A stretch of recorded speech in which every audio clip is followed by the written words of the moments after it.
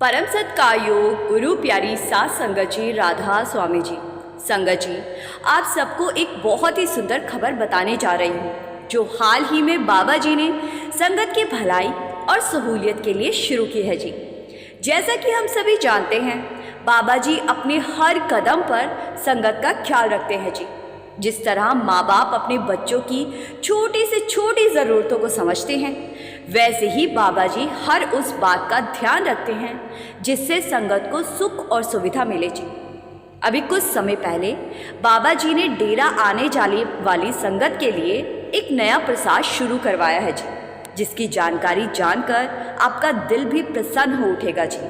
और इस बात को विस्तार से बताने के बाद हम आपको डेरे के पाठ सीकर स्कूल से जुड़ी एक ऐसी सच्ची घटना भी बताएंगे जी, जहां बाबा जी के मार्गदर्शन से एक बड़ी मुसीबत टल गई थी जी।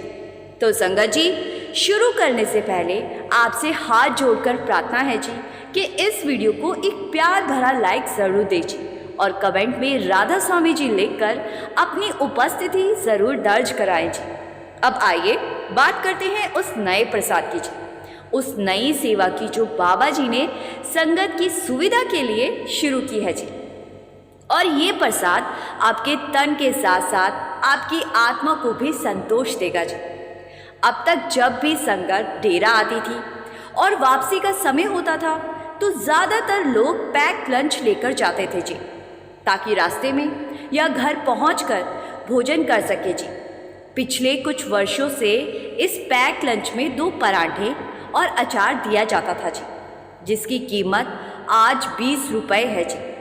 अगर हम इससे पहले की बात करें तो करीब 5-6 साल पहले डेरा लंगर से मिलने वाले पैक लंच में रोटी, सब्जी और रायता पैक करके दिया जाता था जी। लेकिन कई बार ऐसा होता था कि लंबा सफ़र करने वालों की सब्जी रास्ते में ही खराब हो जाती थी और संगत को वो भोजन फेंकना पड़ता था जी। इस वजह से प्रसाद का अनादर भी हो जाता था। इस स्थिति को देखते हुए बाबा जी ने तब सबसे पहले रोटी सब्जी की जगह पूरियां और अचार शुरू करवाया जी। लेकिन उसके एकदम बाद ही बाबा जी ने पराठे और अचार वाला पैक लंच शुरू करवाया जी, ताकि भोजन लंबे समय तक टिका रह सके जी और संगत को किसी असुविधा का सामना ना करना पड़े जी। आज अभी तक हम सब वही पैक लंच डेरे से खरीदते हैं जी, लेकिन अब एक नई सहूलियत, नया प्रसाद शुरू हो चुका है जी। संगत की सुविधा के लिए एक नई सेवा शुरू की गई है जी, और ये है एक नया किस्म का पराठा प्रसाद। इसकी कीमत सिर्फ 9 रुपये रखी गई है जी, ताकि हर कोई इसे आसानी से प्राप्त कर सके जी। ये पराठा बाकी पैक लंच वाले पराठों से अलग है जी। ये तरह तरह की सब्जियों से तैयार किया जाता है जी और एकदम पौष्टिक और भारी होता है जी, इतना कि एक पराठा ही आपकी भूख को शांत कर देगा जी। इसके साथ नींबू का अचार भी दिया जाएगा जी। जितनी भी संगत ने इस पराठे को अभी तक खाया, उन्होंने बहुत ही तारीफ की है जी। हाँ, एक बात का ध्यान रखना होगा कि अगर आप इसे घर या सफ़र में साथ ले जाना चाहते हैं तो पैकिंग की व्यवस्था इसमें नहीं होगी जी। इसके लिए आपको अपना कोई पैकेट या लिफाफा साथ लेकर आना होगा जी। बाबा जी को विश्वास है कि संगत इतनी सी बात का ध्यान रख सकती है जी। सोचिए, अगर आप बाहर किसी ढाबे पर रुककर पराठा खाते हैं तो वो पराठा भी 70 से 80 रुपए से कम नहीं आता, और पता नहीं वो किस भावना से बना होता है जी, और किस किस्म की सब्ज़ी उस पराठे में इस्तेमाल की जाती है जी। लेकिन ये हाल ही में डेरे में शुरू हुआ पराठा बाबा जी की कृपा से सेवादार द्वारा सच्चे भाव से बनाया गया प्रसाद होता है जी, जिस पर बाबा जी की दृष्टि पड़ती है जी। ऐसा प्रसाद आपके शरीर के साथ साथ आपकी आत्मा को भी तृप्त कर देता है जी। आपको याद होगा कि जब 5-6 साल पहले सब्जी खराब होने की समस्या सामने आई थी, तब बाबा जी ने 3 पूरियों का पैक लंच शुरू करवाया था, जिसमें नींबू का अचार दिया जाता था। हालांकि पूरियां तलकर बनाई जाती हैं और कई लोग तले हुए खाने से परहेज करते हैं जी। और कभी कभी पूरियां सख्त भी हो जाती थी, इसीलिए उस समय बाबा जी ने पूरियों वाला पैक लंच भी बंद करवा दिया था जी। हालांकि आज तक वो व्यवस्था हर कैंटीन में जारी है जी, और हर कैंटीन में पूरियां मिलती है, क्योंकि कैंटीन में मिलने वाली पूरी को संगत साथ के साथ ही खा लेती है जी, जिससे पूरियां सख्त नहीं होती जी। 2 पराठे और अचार वाला पैक लंच अभी भी वैसे ही मिलेगा जैसे मिलता आ रहा है जी, लेकिन इसके साथ आप 9 रुपए वाला स्वादिष्ट तरह तरह की सब्जियों को मिलाकर बनाया गया पराठा भी खरीद सकते हैं जी। अब कई संगत के मन में ये सवाल उठ सकता है कि क्या ये पराठा देर तक ताज़ा रह पाता है? तो संगत जी, आपको ये जानकर प्रसन्नता होगी कि अगर आप सुबह सत्संग के बाद 10-20 पराठे भी ले लें तो वो रात तक बिना खराब हुए पूरी तरह ताज़े बने रहते हैं जी, और आप आराम से उनका आनंद ले सकते हो जी। हाँ, एक बात फिर से ज़रूर याद रखें जी, इस पराठे के साथ कोई पैकिंग की व्यवस्था नहीं दी गई है जी। इसीलिए जब भी आप पराठा लेने जाएं तो अपना कोई पैकेट या थैला ज़रूर लेकर जाएं जी, ताकि आप उसमें पराठा और अचार दोनों को अच्छे से रख सकें जी। ये पराठा आपको डेरा की हर कैंटीन में सरलता से मिल जाएगा जी। संगत चाहे तो इस पराठे के साथ 6 रुपए और देकर आलू की सब्जी भी खरीद सकती है जी। नहीं तो अचार के साथ भी ये पराठा बहुत ही स्वादिष्ट लगता है जी। संगत जी, डेरा तो संगत की सेवा के लिए ही बना है जी। यहाँ ना तो बाबा जी का कोई निजी स्वार्थ है और ना ही किसी सेवादार का जी। डेरा में मिलने वाली हर चीज़, चाहे वो चाय हो, बिस्किट हो या फिर ये पराठा हो, सब कुछ संगत को बिना किसी लाभ कमाने की नीयत से दिया जाता है जी। अगर सच्चाई से कहे तो 9 रुपए में पराठा देना किसी व्यापार का काम नहीं है जी, बल्कि एक सेवा है जी। आज की तारीख में तो एक सादी रोटी भी बाजार में इससे महंगी मिलती है जी। डेरे की किसी भी दुकान या कैंटीन पर आपको जो भी चीज़ मिलेगी उसका मूल्य बाजार से हमेशा कम ही रखा जाता है जी, और कीमत कम के साथ साथ वस्तु की गुणवत्ता का भी पूरा ध्यान रखा जाता है जी। आज तक ऐसा नहीं हुआ कि संगत में से कभी किसी ने शिकायत की हो कि उसने डेरे से कुछ खाया और वो चीज़ खराब थी, क्योंकि सेवादार संगत में खाना परोसने से पहले उसकी क्वालिटी चेक करते हैं जी, और साफ सफाई का बहुत ही ध्यान रखा जाता है जी। अब बात करते हैं डेरे की स्कूल की जी। संगत जी, बाबा जी की करुणा सिर्फ इंसानों तक सीमित नहीं है जी। वो पेड़ों पौधों से भी उसी स्नेह से प्रेम करते हैं जैसे अपनी संगत से जी। इसी प्रेम का एक अद्भुत उदाहरण आपको बताना चाहते हैं जी, जो डेरा ब्यास के पाठ सीकर स्कूल से जुड़ा हुआ है जी। वहाँ एक समय ऐसा आया जब स्कूल परिसर में एक खेल का मैदान और उस पर शेड बनाने की योजना बनी जी, ताकि बच्चों को खेलने और धूप से बचाव की अच्छी सुविधा मिल सके जी। मगर इस काम में एक बड़ी चुनौती थी। मैदान में कई पुराने पेड़ खड़े थे। जब बाबा जी ने उस जगह का निरीक्षण किया तो उन्होंने गुप्ता साहब, जो कि डेरा के निर्माण कार्यों को देखते हैं जी, तो उनको कहा कि वो मैदान और शेड की ड्राइंग तैयार करें। गुप्ता साहब जी ने अपनी पूरी समझदारी से योजना बनाई और बाबा जी को दिखाई, मगर बाबा जी ने उसे नामंजूर कर दिया जी। उन्होंने कहा कि ये सही नहीं है, इसे फिर से बनाया जाए। ये सिलसिला 4-5 बार चला जी, लेकिन हर बार बाबा जी ने यही कहा कि काम इस तरह नहीं होना चाहिए। असल में बाबा जी का मकसद था कि किसी भी पेड़ को नुकसान ना पहुंचे। उन्होंने साफ निर्देश दिए कि ड्राइंग ऐसी बने जिसमें एक भी पेड़ ना कटे। आखिरकार बाबा जी खुद गुप्ता साहब को उस जगह लेकर गए और अपने हाथों से दिखाया कि शेड किस तरह बने और कहाँ बने ताकि सारे पेड़ सुरक्षित रहे। जब ड्राइंग तैयार हुई और बाबा जी ने उसे देखा तो उन्होंने कहा, अब ये बिल्कुल ठीक है। बाबा जी ने ये उदाहरण पेश किया कि हमें पेड़ों और प्रकृति का सम्मान करना चाहिए। वो जानते हैं कि पेड़ हमारे जीवन के लिए कितने महत्वपूर्ण हैं। यही पेड़ हमें सांस लेने के लिए ऑक्सीजन देते हैं, हवा को शुद्ध रखते हैं, और अगर पेड़ ना हो तो जीवन संभव ही नहीं। जहां आज हम देख रहे हैं कि जगह जगह जंगलों को काटा जा रहा है और लोग खुश हो रहे हैं, वहीं बाबा जी हमें सिखाते हैं कि प्रकृति से प्रेम करना चाहिए और उसके साथ खिलवाड़ नहीं करना चाहिए। वो दिन था जब अगर डेरा स्कूल की उस जगह के पेड़ काट दिए जाते तो शायद किसी को फर्क ना पड़ता, मगर बाबा जी ने हमें ये सिखा दिया कि हमें अपने आचरण से पर्यावरण की रक्षा करनी चाहिए जी। बाबा जी हमें केवल भजन सिमरन की शिक्षा नहीं देते, बल्कि अपने हर फैसले से हमें ये भी सिखाते हैं कि इस संसार में अपने कर्तव्यों को निभाना भी जरूरी है जी। आज प्रदूषण हमारे देश में एक बहुत बड़ा संकट बन चुका है। मौसम का चक्र गड़बड़ा गया है, गर्मी असहनीय हो जाती है और बेमौसम बारिश आम बात हो गई है।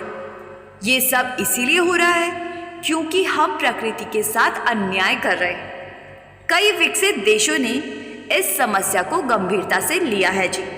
वहां पर ये सख्त कानून है कि अगर कोई एक पेड़ काटेगा तो उसे उसके बदले 10 नए पौधे लगाने होंगे और उन पौधों की देखभाल की जिम्मेदारी भी उनकी ही होगी। ऐसा ही कानून हमारे देश में भी है। यहाँ भी एक पेड़ काटने पर 10 पौधे लगाने की बाध्यता है जी, और वो पौधे भी कम से कम 6 फीट के होने चाहिए जी। मगर हम सब जानते हैं कि इस कानून का पालन किस हद तक होता है जी। संगत जी, आइए अब इस वीडियो में आगे बढ़ते हैं जी और आपको एक ऐसी घटना सुनाते हैं जिसे सुनकर आप हैरान रह जाएंगे। ये वाक्य ब्यास का है जी। जब आधी रात को बाबा जी खुद जंगल की ओर निकल पड़े थे जी, वो भी हाथ में नमक लेकर। एक सेवादार ने अपनी आंखों देखी बात हमारे से साझा की है। उन्होंने बताया कि एक रात करीब 1 बजे उसका फ़ोन बजा। जब उसने फ़ोन उठाया तो दूसरी तरफ बाबा जी थे।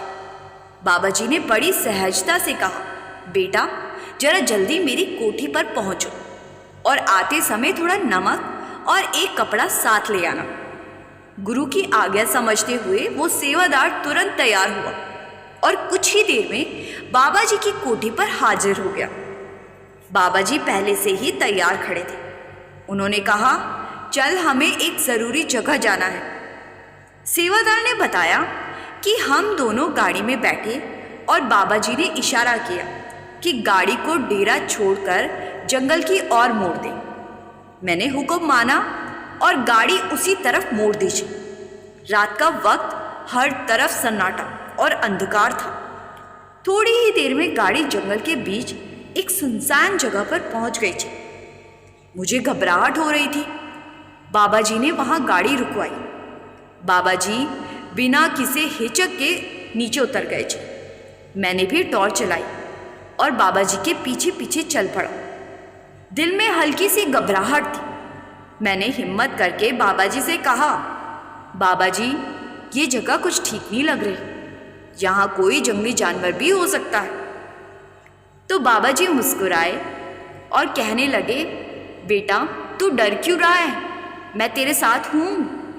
अगर मुझ पर भरोसा नहीं तो गाड़ी में बैठ जा जाकर। मैंने कहा, बाबा जी भरोसा तो सिर्फ आप पर ही है। बाबा जी ने मुझे प्यार से कहा, फिक्र मत कर, मुझे यहाँ एक ज़रूरी काम करना है, बस हम अभी वापस लौट जाएंगे। बात पूरी भी नहीं हुई थी कि अचानक एक बड़ा सा सांप रेंगता हुआ आया और बाबा जी के पैरों से लिपट गया। ये देखकर मेरे होश ही उड़ गए। मैं घबराकर बोला, बाबा जी संभालिए।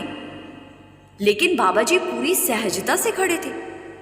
वो बोले, घबराने की ज़रूरत नहीं है बेटा, तू बस गाड़ी में रखा प्रसाद ले आ। मैं दौड़कर गाड़ी की तरफ गया और प्रसाद ले आया। बाबा जी जमीन पर बैठ गए और बड़े प्रेम से सांप के मुंह के पास हाथ बढ़ाकर उसे प्रसाद खिलाने लगे। जैसे ही सांप ने प्रसाद खाया वो शांत हो गया और उसने देह त्याग दी। फिर बाबा जी मुझे बोले, अब नमक और कपड़ा दे और वहां एक छोटा सा गड्ढा खोद। मैंने वैसा ही किया जैसा बाबा जी ने मुझे कहा। बाबा जी ने बड़े सम्मान से सांप को कपड़े में लपेटा, उस पर नमक डाला और उसे गड्ढे में दफना दिया।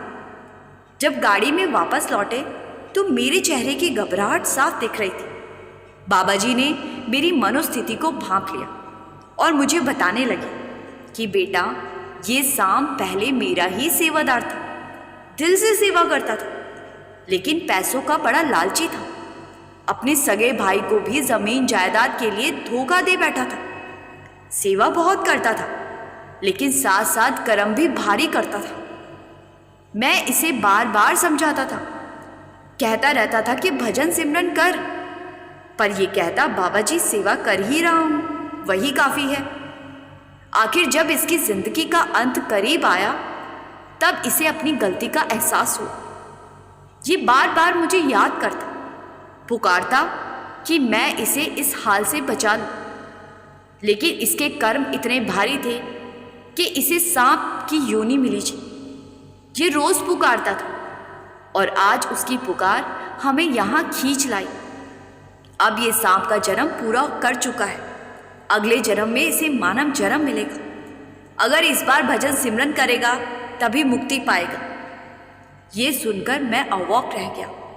रास्ते में बाबा जी ने मुझसे पूछा, बेटा तू भजन सिमरन करता है या नहीं?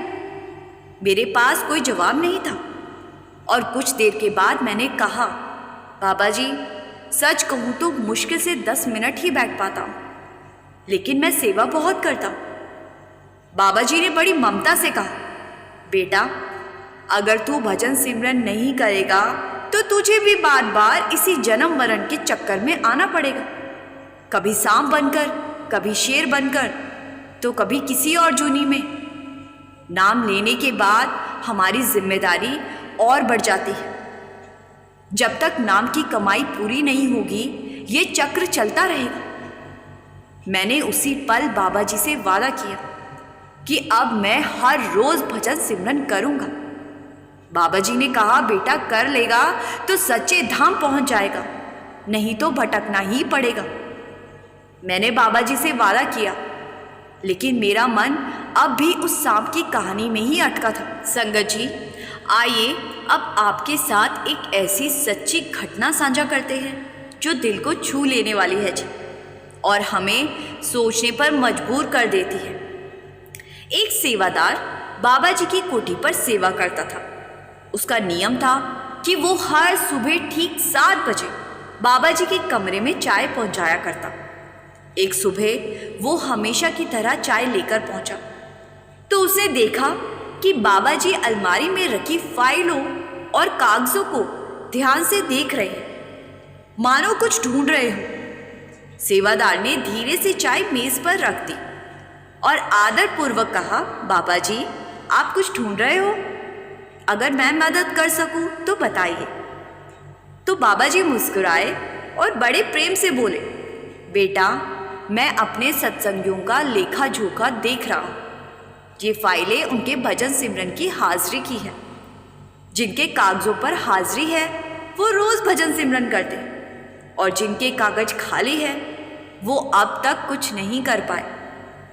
ये सुनकर सेवादार का दिल धक धक करने लगा। उसके मन में विचार आया, तो मेरा कागज तो बिल्कुल खाली ही होगा, मैंने तो एक दिन भी भजन नहीं किया। वो जैसे ही चुपचाप वहां से निकलने लगा, बाबा जी ने पुकारा, रुक बेटा, आज मेरे साथ बैठकर चाय पीता जा। ये तो आदेश था। वो बिना कुछ कहे बाबा जी के पास बैठ गया। बाबा जी ने कहा, सबसे पहले मैं तेरा कागज देखता कि तू कितनी भजन बंदगी कर चुका है। अब ये सुनते ही सेवादार की हालत देखकर ही अंदाजा लगाया जा सकता था कि वो भीतर से कितना व्याकुल होगा। वो खुद ही बोल पड़ा, बाबा जी, मेरा कागज तो खाली ही होगा। 20 साल पहले नामदान लिया था, लेकिन सच्चाई ये है कि 20 दिन भी ठीक से भजन सिमरन नहीं कर पाया। हाँ, अगर आप कहे तो मैं 24 घंटे बाहर की सेवा करूं, लेकिन भीतर बैठना कठिन लगता है। मन टिकता नहीं, शरीर थक जाता है।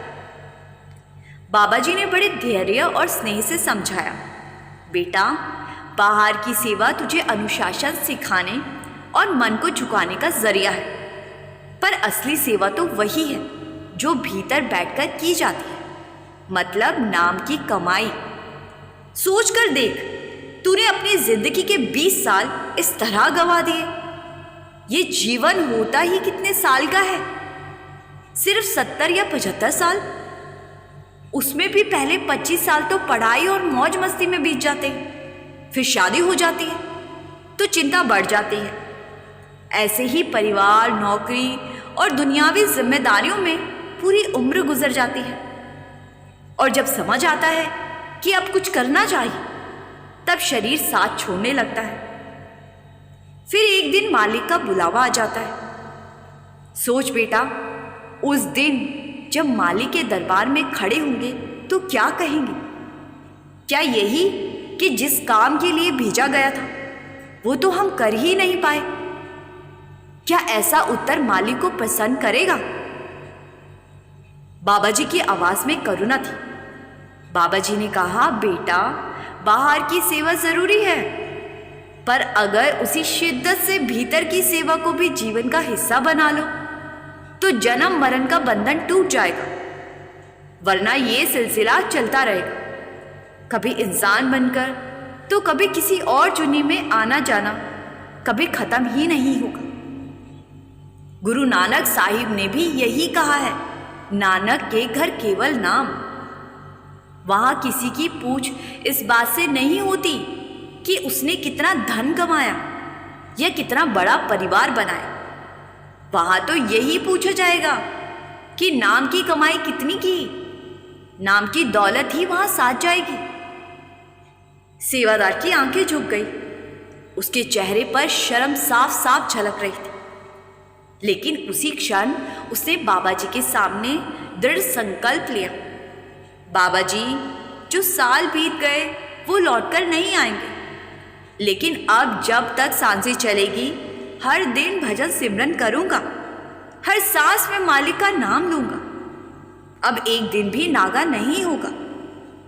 बाबा जी मुस्कुराए और कहने लगे, बेटा, ये तेरे अपने कल्याण के लिए है। गुरु का तो काम सिर्फ राह दिखाना है। किसी को उस राह पर चलने के लिए मजबूर करना गुरु का काम नहीं है। गुरु तो मालिक का संदेशवाहक है, जो आत्मा को मंजिल की ओर ले जाता है, लेकिन आगे बढ़ना या ना बढ़ना आत्मा पर निर्भर करता है। गुरु खुद एक दिन मालिक में समा जाता है। अब ये आत्मा पर है कि वो बार बार जन्म मरण के चक्कर में घूमना चाहती है या इसी जन्म में मुक्ति पाना चाहती है। संगत जी, आपने बाबा जी के अनगिनत सत्संग सुने होंगे जी। अगर गौर से सुने तो हर सत्संग की बुनियाद एक ही बात होती है, नाम का जाप करो, भजन सिमरन करो। हर बार ये सीख अलग अलग उदाहरणों और कहानियों के जरिए हमें दी जाती है ताकि हमारे दिलों में उतर जाए। पर सवाल यही है कि हम इतनी बार सुनने के बाद भी बदल क्यों नहीं पाते? इसका जवाब बाबा जी ने खुद एक बार सत्संग के बाद दिया था जी। एक बार बाबा जी और पाठी साहब सत्संग से लौट रहे थे। कार में बैठते ही पाठी साहब ने पूछा, बाबा जी, आज कितने लोगों ने आपका सत्संग सुना होगा? बाबा जी ने बड़ी शांति से कहा, बेटा, मुश्किल से 25-30 लोगों ने। पाठी साहब चौंक पड़े। बाबा जी, लेकिन पंडाल में तो 3 लाख से ज्यादा संगत थी। बाबा जी ने कहा, हाँ बेटा, 3 लाख लोग शरीर से वहां मौजूद थे, लेकिन ध्यान सबका दुनिया में घूम रहा था। किसी को कारोबार तो किसी को परिवार की याद आ रही थी। ये जवाब सुनकर पाठी साहब सब समझ गए। और संगत जी, बाबा जी की ये बात तो 100% सच है। हम सत्संग में तो बैठते हैं, मगर मन कहीं और भटकता रहता है। जब मन ही ना जुड़े तो सत्संग का असर कैसे होगा? संगत जी, अब मैं आपसे यहीं विराम लेती हूँ जी। संगत जी, आपसे विनती है जी कि कमेंट में राधा स्वामी ज़रूर लिखा करें जी। और अगर अभी तक आपने इस चैनल को सब्सक्राइब नहीं किया है जी तो ज़रूर कर लीजिए। गुरु प्यारी साध संगत जी, राधा स्वामी जी।